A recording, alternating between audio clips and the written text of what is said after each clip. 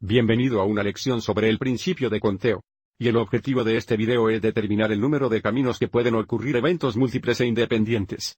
Esto es lo que dice el principio de conteo fundamental. Si hay una secuencia de eventos independientes que pueden ocurrir, a sub 1, a sub 2, todo el camino hacia sub n guas, entonces el número de maneras que pueden ocurrir todos los eventos es a sub 1x a sub 2x todo el camino hacia sub n para que podemos utilizar el principio de conteo para responder una pregunta, como vemos aquí.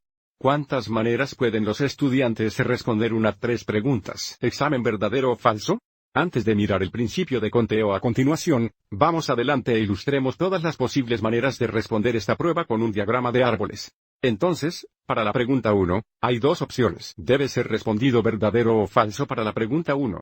Ahora, para la pregunta 2, también hay 2 opciones, verdaderas o falsas, pero desde que hay también 2 maneras de responder la primera pregunta. Si la primera pregunta es verdadera, la segunda pregunta podría ser verdadera o falsa.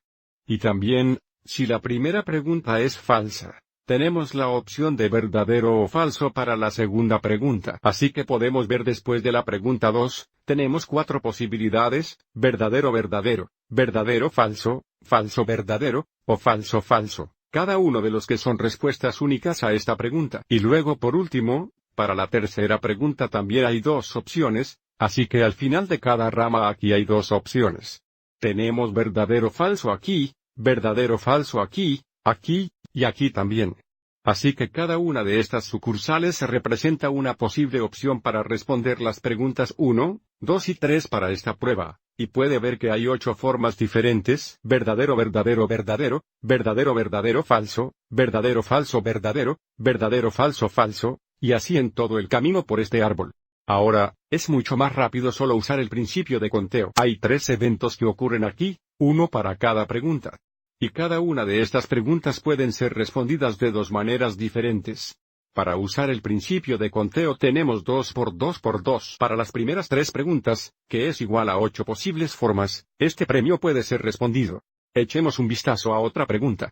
¿Cuántas contraseñas utilizan 6 dígitos, donde los primeros 2 dígitos deben ser letras, y los últimos 4 dígitos deben ser números?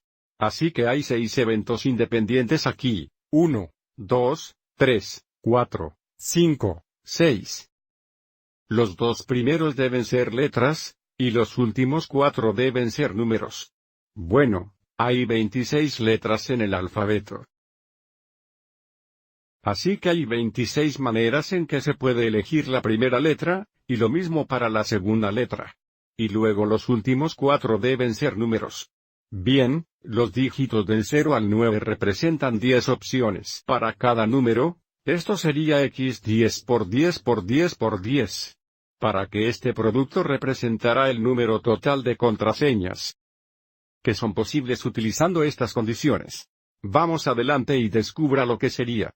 Entonces, si usamos nuestra calculadora, tendríamos 26 cuadrados x 10 a la 4 ta igual 6.760.000 posibles contraseñas.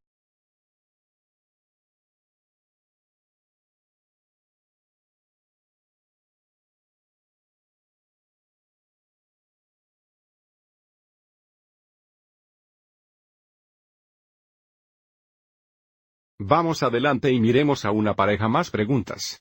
Un restaurante ofrece una cena especial en la que podrás seleccionar un artículo de 4 categorías diferentes, como veremos aquí.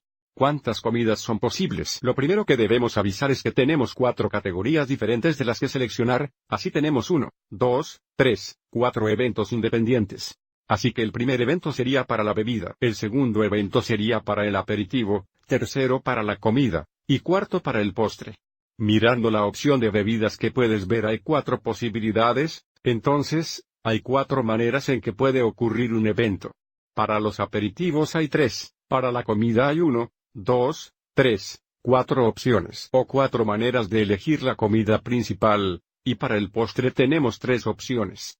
Entonces el producto de estos nos dirá el número total de formas en que podemos seleccionar diferentes cenas de este especial. Bien. 4 por 3 es igual a 12 por 4 igual 48 por 3 es igual a 144, por lo que hay 144 maneras de seleccionar una cena bajo estas condiciones. Vamos adelante y miremos uno más.